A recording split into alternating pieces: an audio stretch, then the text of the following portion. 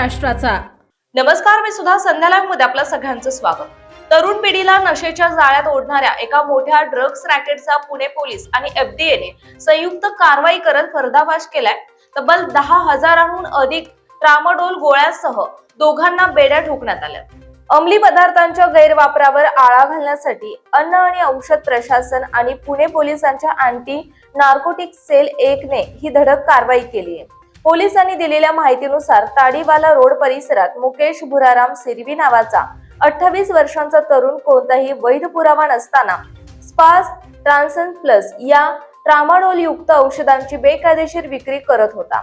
पोलिसांनी आणि FDA ने सापळा रचून या ठिकाणी छापा टाकला आणि संशयिताला रंगेहात पकडलं। या छापात पोलिसांना धक्काच बसला। तपासणी दरम्यान तब्बल 73 बॉक्स मधील 10,492 कॅप्सूल्स जप्त करण्यात आल्या, ज्याची किंमत सुमारे 68,328 रुपये आहे।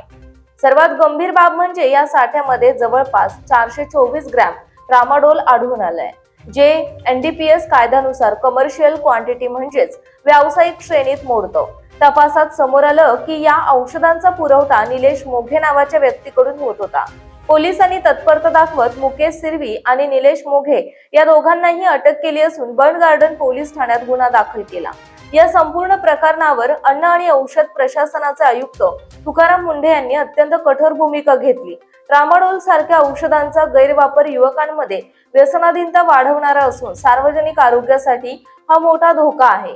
अशा बेकायदेशीर व्यवहारांमध्ये असलेल्या कोणाचीही गय केली जाणार नाही, प्रत्येकावर कठोर कारवाई होणार असा थेट इशारा मुंढे यांनी दिलाय।